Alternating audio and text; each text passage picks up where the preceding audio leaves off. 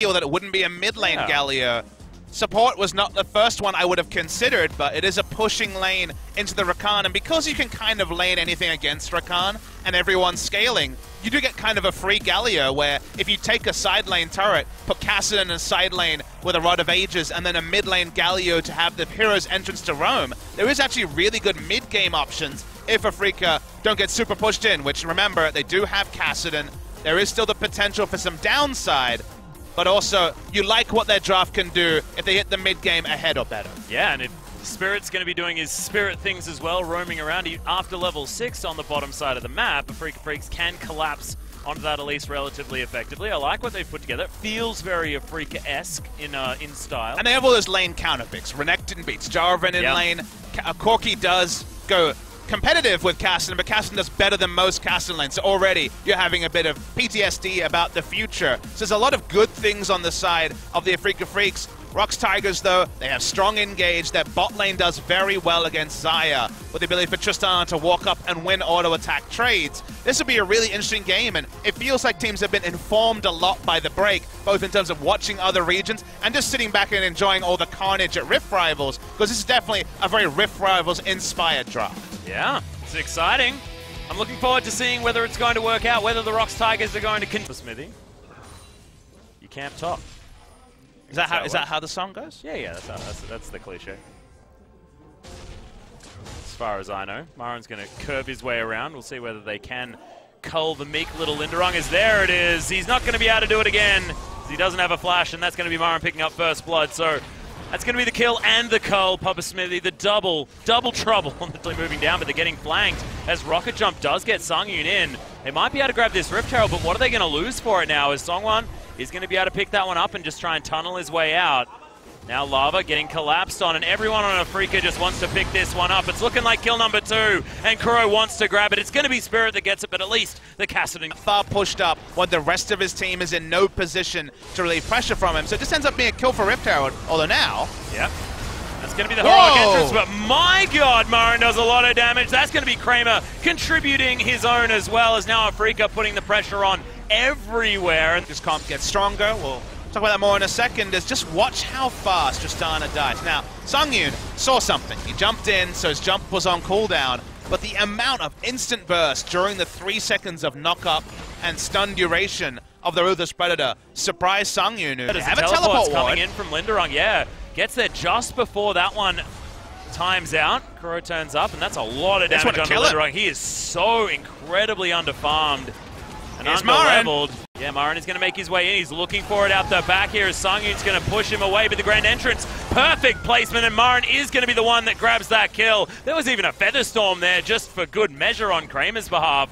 They got one pick, and I have a feeling they're going to go back to the Baron, take that one out, and start wreaking havoc in the base. And I have to say thank you to OGN for pulling out, because we got to see the full value of what 5 minutes or 10 minutes of stymieing of vision and getting to put down wards means. There were no good options for the ROX Tigers. They were going to collapse in one way or the other. They want to deal with Songwon. Baron at 3,000. Yep, they're just holding onto it here as well, as Tucson wants to try and get him out of the way. Kramer turning onto Key is, yeah, okay, you're definitely dead. The Baron's going to fall down as well, and Afrika played that about as well as you could in that situation. Yeah, that's what we call a perfect Baron setup, the sort of thing Ever8 was not. Inhibitor turret, MaRin's going to jump his way out, flashes, explosive shot's going to go off, but I have a feeling he's going to be okay. Yeah, okay, he's got enough of the old armor to help him not take any damage from that particular button. Must be time for a second inhibitor. If he can just walk up, nothing ROX can do. Yep, casually wandered towards it. As a support Galio, he's pretty tanky as the old Tucson. As the heroic entrance, Kuro's going to get himself out. Oh, explosive shots there, but he's still going to survive.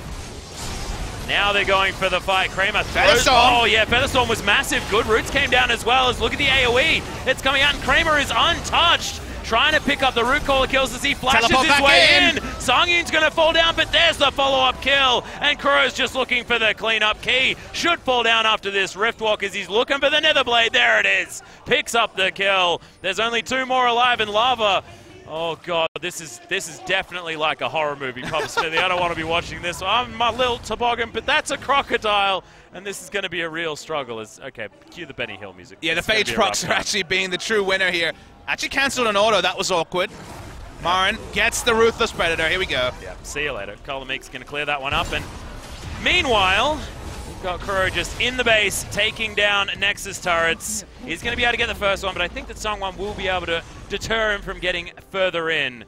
As the Freaka Freaks have the base in shambles, they're 14,000 gold up, and now the ROX Tigers need to go full Samsung in order to come back into this one. And it feels like ESPN kind of had the advanced footage of this particularly scripted game here, Atlas, because they called them the 5th best team in the world, and situationally, Freaka Freaks have been the best team in the world. They've already got if you only watch Game 1, they definitely are. They're probably the best team in the world. They already have 2 perfect games in summer season, so you can understand where the optimism comes. The lineup is also strong, but how often do they gel in such a clean fashion? The draft working for them, the play around their advantages has been perfect as well. This is about the best you could ask from the Freaka Freaks, and that includes a season where they have those multiple perfect games yesterday. But the play style and the ability to push advantage is something that these lesser teams just should watch. You should learn from a game like this, because excellent macro from a Freaka. Yeah, heroic entrance actually used as well as the Feather Storm, so big cooldown's now gone. As that's the last Nexus turret going down, as MaRin's going to come in. And yeah, there's a lot of people here around this Nexus, and it should actually fall down as Kramer. He's going to turn up. Kuro doesn't want to die. He's got a big shield, and that's going to be that of Freaka. MaRin grabs a double kill, and they finish off the Nexus for Game 1. Statement game straight out of the gate after Rift Rival. And a statement against a ROX Tigers team that it was on a 3-match win streak. And Freaka Freaks comes out, blows them open in the draft with the creative flexing of the Galio, blows them open in the game with the perfect capitalization on the game plan. Break a turret, get the Renekton ahead in a counter matchup, rotate around the Castle and the Galio mid lane. His ability to have a true global. They did everything perfectly, it followed the script, and ROX Tigers, they look frustrated, but they had almost no control over what happened after about minute 5. Yeah, and we had so many questions about the draft just before this game. We're like, there's so many picks that are going to be so key against especially the bottom lane. We saw 5 of the first 6 bans aimed at that bottom side of the map, and it just shows that if that happens, the things like the Elise for Spirit get through, the Galio gets through, which is so many mind games by the sounds of things for a Freaka Freaks, working out fantastically well. You get a free Renekton. It's just, the Freaka Freaks look like they had